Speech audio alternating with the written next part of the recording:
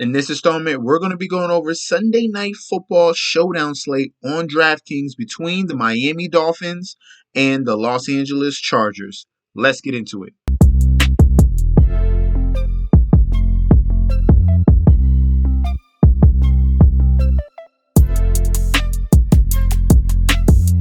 Hey, yo! Welcome back to the channel. It's your boy Chef D, and I'm here to give you the winning ingredients for your Sunday Night Football Showdown slate on DraftKings between the Miami Dolphins and the Los Angeles Chargers. We have a great offensively high-octane matchup here that should reap a whole bunch of points. But before I deep dive into this great slate that we have, don't forget to like, comment, and subscribe to the channel. Make sure you follow me on Instagram and Twitter at MetsNetShetsD. Don't forget about that TikTok at Chef_D91. And don't forget about the Patreon, because guys, you are missing out on great picks here. And from that Thursday video, we smashed it, guys. It went to the T. I warned everyone. I put the video out there. I tried to tell you 90% of the money was on the Raiders, man. What is that team? That team is from Las Vegas. Las Vegas, guys. Las Vegas. Come on. Las Vegas. It was a fix. It was a trap. You got. You got to read between the lines. The Raiders were a struggling team, all right? They got lucky the past 3 weeks. And the Rams got an influx of energy from Baker Mayfield. He came in out of nowhere, and they look good. The Rams looked good in the previous week against the Seattle Seahawks. That's why I love the +7. So that +7 was a definite. Hey, and they even won. I told you guys in the video it was a trap, and don't be surprised if the Rams win. And they really surprised us with a last-second win there. So great job by the Rams. They came through. Also had a parlay with Cam Akers anytime touchdown. Cam Akers over 40 yards. And I paired that with Paul George over 20 points and Paul George over 2 threes. Okay. So that both of those two guys cashed in. So guys, now let's get into this slate. Let's get into this injury report. On to the injury report. But one more thing. Guys, if you want winning picks, sign up for that Patreon. That link is down below. I want to shout out our latest Patreon member. Let me double check on that. Latitis Johnson. I don't know how to say your name. I hope I said it right. Latitis Johnson. Welcome to the Patreon. And he's going to be ready to get some winning picks as well. So guys, if you guys want the Patreon picks, the DFS and the bets is in there as well. Go to that link down below. All right. Now, on to our injury report for the Los Angeles Chargers. They are getting hurt in that secondary area, okay? Bryce Callahan, doubtful. He's going to be out. Did not practice Thursday or Friday. Derwin James did not practice at all this whole entire week. He's going to be out. Sebastian Joseph Day, D-tackle, he's going to be out. Trey Pipton, he's going to be out. Richard Rodgers, not really much of a factor at that tight end position. He's questionable. And that's pretty much it. Mike Williams looks like he's going to play and be alongside Keenan Allen and Josh Palmer. So that's going to be a positive on the side of the Chargers. On the Dolphins side, we have Teron Armstead. He's questionable, got a Q tag. We'll see what happens. Teddy Bridgewater doesn't really matter. River Craycraft, he's like a third, fourth string wide receiver. He's going to be out. And we got a Q tag on Durham Smythe. He's a backup tight end, and then Justin Zimmer, he's questionable. So all those guys on the side of Dolphins look pretty safe, but we got big question marks on the side of the Los Angeles Chargers. Now let's get into the captains. All right, starting with the El Capitans, and we're going to start at the top with the most expensive player, and that is Tyreek Hill. It's going to be crazy because there's a ton of guys we can go with for this slate. So we're going to have to be really decisive here. All right, Tyreek Hill's in an awesome position here in this game. He's looking like the #1 wide receiver. Obviously, he's the #1 wide receiver, but the favorite target that Tua Tagovailoa has been thrown to. All right, as you can see, the last pass, 3 out of 5 games here, over 30 fantasy points. So you got big upside here with Tyreek Hill. And if we're looking at fantasy points allowed to the wide receiver position here, and we're going to flip this around and check out what the Chargers have been given up. And let's see how far down are they. Now, you have to factor in all the injuries that they have to that secondary now. And lately, since week 10 on, they've been giving up 175 yards per game, 0.8 TDs per game as well. But this is a whole different animal here. They haven't faced a team with Tyreek Hill and Jalen Waddle on the other side of that football field, with Derwin James, who's going to be out, with who's the other corner that's going to be out? Bryce Callahan, that's going to be out. There's a bunch of question marks there. That definitely leans me towards going towards these wide receivers here in Tyreek Hill and in Jalen Waddle. Jalen Waddle is considered a captain option as well. As you can see, he had a very poor performance against San Francisco. Tua Tagovailoa got a little bit exposed in that game, but here against the Chargers, they have been giving up a ton of points to opposing offenses here. And Jalen Waddle could be in the spot under the radar. And a lot of people going to Tyreek. Waddle could be the guy that can definitely explode and go off in this particular game. So give me Jalen Waddle as well as one of the top tier captain options. We got the duo here with Hill, and Waddle. And then let's go on to the quarterback, to Tua Tagovailoa, because out of all three of these guys, he has the absolute best matchup here. Fantasy points allowed to that quarterback position. The Chargers have been a very, very leaky faucet here. 28th overall, 18th in the red zone, 252 passing yards per game, 1.8 TDs a game. All right, so that's the average right there, around 250 and about 2 touchdowns a game to quarterbacks. That's going to equal very well for Tua Tagovailoa. You expect that to go maybe just a little bit higher, but he's in a good spot to get things cooking in an environment that this should be a back and forth type of game, or at least a high scoring game environment here for this Dolphins and Chargers game. So I love Tua Tagovailoa as well. He can be put in the captain option. All right, let's talk about some of these Chargers here. Austin Ekeler, right? He is one of the leaders of this team.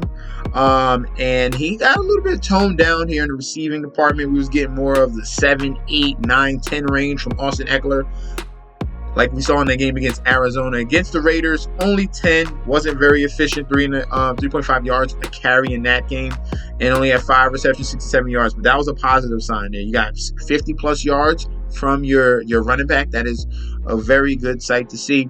Let's double check on fantasy points allowed to running backs. What have the Dolphins been giving up as of late? And they've been pretty elite. If we're checking on their numbers, we have the Miami Dolphins. Let's see. Oh, no, they've been more in middle pack here. 70 yards per game, 4.1 yards a carry, okay? If we're looking at the receptions, they've been giving up around 45 receiving yards. So that's going to be a positive, and that can work in the favor of Austin Ekeler getting his normal amount of receiving yards in this game. You know he's going to get receptions. Very nice, cheap little dink and dunk option here for Justin Herbert if things gets crazy with the pass rush and Bradley Chubb coming after him. All right, so Austin Ekeler is going to be on that list as well as a candidate for the captain spot. Obviously, Justin Herbert, this game, he's been putting up 20-point performances the past 3 weeks. He's getting acclimated to what we saw from last season. Not at that peak level, but it's good to see that this is normal. Where the 13 fantasy points is not normal for Justin Herbert. 20 plus is normal for Justin Herbert. So definitely you can find lineups with both of these quarterbacks in it as well, or just fit in Justin Herbert by himself, because there's another avenue here for the Miami Dolphins to be very, very effective. And we're going to get to that very, very soon. So Justin Herbert, captain option, love him as well. And we're going to talk about the 2 pass catchers. We got Keenan Allen, who's the number 1 wide receiver here. 6 receptions, 14 targets, 88 yards, and a touchdown. I told you guys to definitely play him. He's going to have a bounce back performance. Well, that wasn't even a bounce back, but he was going to get and have a 20-point fantasy game, and he did against the Raiders. 6, 14, 88 in a TD. We're going to probably see similar amount of volume towards Keenan Allen, even with Mike Williams back. Mike Williams is very, very fragile, but has huge upside. So if you want to take the risk on him. Keenan Allen is already someone that we can consider, but Mike Williams is someone that's going to be very fragile. He came back in that KC game and got that high ankle sprain, injured yet again. So you gotta watch out. This is a very risky play here in Mike Williams because we don't know if it can happen yet again. All right, of course he looked fine coming into practice, but game speed is a little bit different. We're talking about a high ankle sprain that usually lingers and can be re-injured at a very high rate, and we already know Mike Williams' injury history. So Mike Williams, more of a flex candidate that we're going to put down because of the risk of the injury, but he has the upside if you're willing to take that risk. So Mike Williams, more of a flex play. Josh Palmer, he's looking very comfortable here, getting those underneath routes, coming on as strong. He looked great in that KC game. Arizona looked solid in against the Raiders, 7 for 11 for 60 yards. Not really a touchdown guy. He's more of a value wide receiver here, and he's going to be looking to get to mid-range points. It's kind of like the Tyler Boyd in this offense, pretty much. So Joshua Palmer, he's a flex play as well. Okay, I definitely want to mention him. But the key component here, the sneaky captain play is Jeff Wilson Jr., man. Look at fantasy points allowed to that running back position. Look what the Chargers have been giving up. Now, it could be a little bit crazy that they're in the middle, right? They're 18th overall, 23rd in the red zone. Look at these numbers. They're allowing 136.5 rushing yards per game. That is very, very alarming. 4.9 yards a carry, 0.5 TDs per game. So Jeff Wilson is a smash play under the radar. If we're taking a prop bet, give me Jeff Wilson anytime touchdown. That is going to happen this week. All right. This Sunday night, you want to do a parlay? Sign up for the Patreon. You thought I was going to give it away. All right. But I give you the touchdown. I give you the Jeff Wilson touchdown. That's what I would do. So we'll give you the last player for captain before we move on to these flex ops is going to be Jeff Wilson. He's going to be one of my top tier options at that captain spot because this team, 136 yards. What? Let's move on to the flex ops. On to the flex ops here. And I went through the top tier guys pretty thoroughly. We left off at Jeff Wilson. And we're in the territory of kickers and defenses here. So let's speak about that before I get to the other guys that are going to be cheaper. All right. So kickers and defenses in this one. Let's see here. We're going to start off with the defense I would choose. The defense that I would choose is 100% the Dolphins defense. Obviously, this is a great scenario here. If you're liking the running back, then the running back and the defense correlate. Obviously, if you think the team's going to win, they're going to be up big. They're going to run the football to close out the game, and the defense is going to have stops, obviously, because they are in a good position to already win. So Dolphins defense, Jeff Wilson Jr., that's a combination that correlates in a stack here if you're building a lineup. So I like the Dolphins defense here. Chargers defense on the other side, they have too many injuries on that side of the football, and they have to deal with Tyreek Hill, with Jalen Waddle, and they're already giving up almost 140 yards rushing. No way am I touching that defense, all right? Now, on the kicker side of the ball, we can go with both kickers. They're averaging pretty solidly with Dicker and Sanders. Sanders in a way better environment here. I like the Miami Dolphins offense to move the football up and down the field. And in some situations where, say, Miami's up big, Chargers, they might get lucky on a third down situation. Jason Sanders can knock in those field goals. And he, right there, if you can see, it's 28th opponent rank as well. So that's a very good matchup for Jason Sanders. Dicker can be considered the lower echelon on the flex option play there. Now, some other guys we can go to at the flex ops.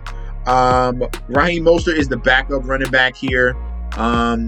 Maybe in a situation where you're desperate, but I'm really focusing on Jeff Wilson. So Raheem Mostert is someone you could consider, but not really, so I won't even put him in that pool.